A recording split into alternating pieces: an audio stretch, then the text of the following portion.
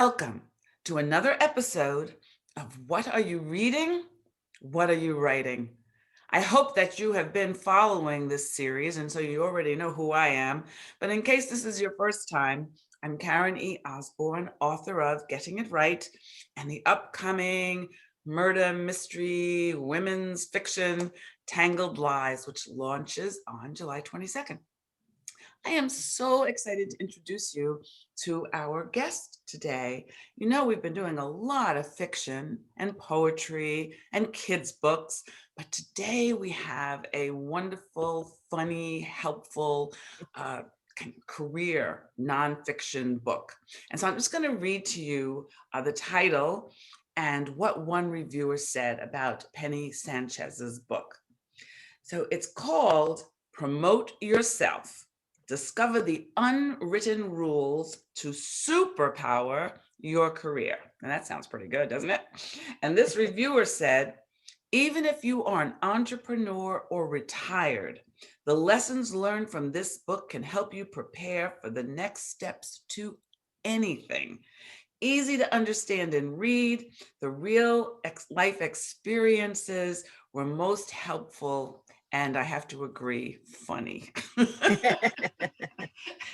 Entertaining. Welcome, Penny. Well, thank you. So let's start, before we talk about your book, Mhm. let's talk a little bit about reading. So what are you reading that's kind of interesting that our guests might like to hear? Well, Karen, I read a lot of nonfiction books, Mhm. but with that question you proposed to me, I went back and I have actually was reading a book that I thought was nonfiction, but it actually is a fictional story. And you might have heard of this. One of my favorite books is Illusions. It's Mm, by Richard Bach. I don't know if you've ever heard of that I one. haven't. Okay. Tell me Well, about it. it's a fictional story that has is built around some major life principles. So, as an example, I'll read the beginning. It says, this is what he's talking about. We are magnetized into our lives, whatever we hold in our thought. For instance, if that is true, then somehow I have brought myself to this moment for a reason, and so have you. And so when I read that as I was preparing, I was like, that's why we're together here today for that Yes. moment. But it's so it has a lot of those kind of spiritual principles inside of it. But it's a lovely story about these two gentlemen who are flying biplanes over in the Midwest of our country, and it's just sprinkled with great spiritual nuggets. I love that. That's excellent. Excellent. Was there another book you wanted to talk about? No, that was the one I thought of. I mean, I'm in the middle. Sometimes I read two books or three books at once. I'm sure you can relate. And the other one is a little bit even more of a nonfiction. But the the one thing I would tell you that is a trend for me is spiritual books. So I do have several books that I'm reading at one time that are just they feed me spiritually. I love that. And is that why you have that beautiful angel behind you? Could be why. Yes, Yes. yes. Maybe just let our viewers just see There it you for a go. second. Can Look they at see that? that. Yes, local artist. Yes. Beautiful. All Thank you. right. Now we go back to seeing you. Okay. So tell us a little bit about your writing journey. How did this book come about? Well, it really it was motivated by COVID. Actually, I was like, if I first thought I would write something about, my stage and thought process of COVID. And I said, no, you know what? I do want to have something that after COVID, I say, I did something. And so I said, I Mhm. should write a book. So that was the start of it. And then, of course, through doing a lot of storyboarding and things like that, I try to figure out what topic would be great. And, as authors, they say, especially for nonfiction, what do you know? Talk about what you know. And I've been in corporate America for over 35 years. And I've managed people, I've talked to people, I've been a mentor and a mentee. Um, and even at one of my jobs, I used to talk about what I would call it the rules of the game. And I would share a little presentation during orientation when new people came to the company. So I took that concept and just kept expanding it. And that's how I ended up deciding to write the book about how to promote yourself. And can you share some tips that you wrote and have used in your own life? Well, I think the good news is I think I've used them all. So it's all personal experiences. Um, I think I'll start with the funny one, and that is when some of the people that read my book, this is what stuck out. But I do talk about it in a corporate scene, and but that doesn't mean you could start reading this if you're a newer somebody just coming out of college, first job. It could be somebody mid-career who's sitting around saying, I haven't met my goal, or maybe somebody that's even in retirement and they're like, what do I want to do next? Right. Well, from a corporate standpoint, one of the fun things I put in the book is that when the holiday parties come around, this is not a COVID time, and you get together for, with your colleagues, you must remember this is work. This is not with the fraternity or your sorority or anything like that.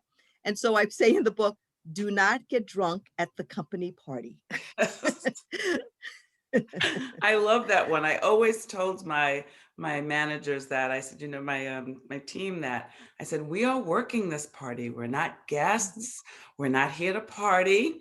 And you Right. can always hold a glass of wine. You don't have to drink it.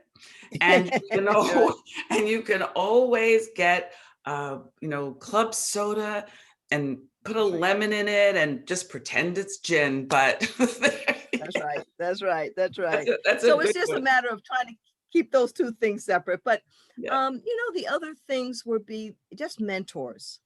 I attribute, and I could tell you a personal story that I had where it was something going on in the office and I wasn't clear on it was going on, and I felt uncomfortable, and the boss was like on my case and somebody else's. But because I had mentors, I said, this is not right. I picked up the phone and I called one and I said, hey, I had a little problem here. I don't know if it's me or what, I'm not saying I'm perfect, but this doesn't feel right. And I gave him the details. He said, okay, I got it. Thanks.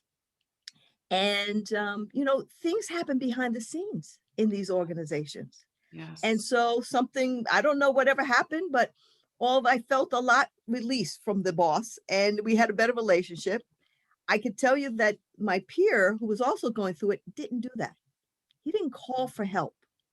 And Mm. so the boss sort of stayed on his case. And guess what he did? He quit. He's like, I'm not taking this. I'm moving on. And so my point of this book is like, there are so many resources. We have to reach out. There's mentors. I've had mentors, I've had coaches, and I've had, coworkers. And even I say, create your own support group, you Yeah. know, A little board just of directors. exactly, Yeah. exactly, to Yeah. help you. Because, everybody, no matter what your job is, you're wondering, am I doing the right thing? And as I said, those mid-career people, there's a lot of people sitting out there going, I wish I could be an entrepreneur, right? They have that dream, but they're sitting in some office somewhere, right? And so what I recommend is, getting out into your community. Go be on the board. Go Yeah. volunteer. Go get out and see what else is out there. Go talk to people who are mentors, right? And then after you do all that, maybe you do want to do that, but maybe you don't. But if you just stay in your little world, you're just limiting yourself by a lot. Those are two such excellent recommendations, both asking for help when Mhm, you need it, reaching out to people. I think sometimes as women, we in the corporate setting, I know we're mhm. great at doing it when we're just with our girlfriends. Uh-huh. Oh, let me tell you about this. I could really use some advice. But we get into the corporate setting and no, we've got to be perfect. And we Mhm, don't know that it's okay to ask for help. And then the other thing is, I'm like you, I had so many mentors that helped me. And then mhm. I gave that gift in return to Yes. mentor others. I had a wonderful conversation with another woman. I want to know your thoughts about this. She talked about mentors and sponsors, Mhm, and that a sponsor is really a little different, mhm. than a mentor, and that we That's all correct. need sponsors too. Yes. Oh, yes.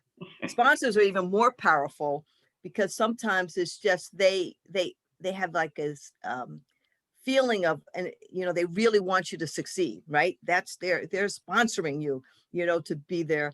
Mentors sometimes are a little bit more behind the scenes, Mhm. but I do mention you need to have more than one mentor, and a sponsor and a mentor, because first of all, every person is going to give you something different, Yes. and you never know what you need at what time.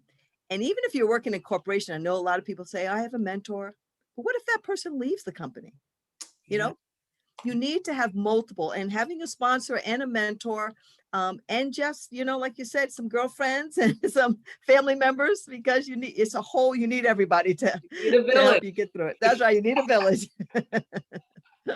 And I think also you need different people at different points in your career That's and correct. different Absolutely. times in your life. So that's wonderful, wonderful advice. And I think it's going to help.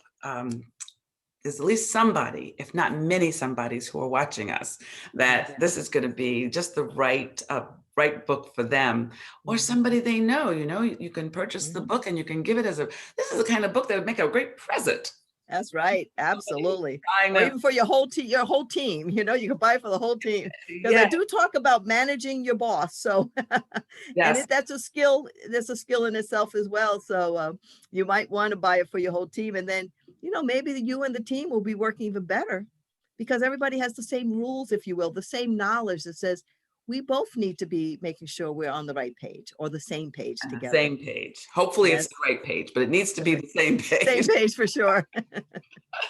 Now that you've gotten a taste of being Mhm. an author, are you thinking about the next book?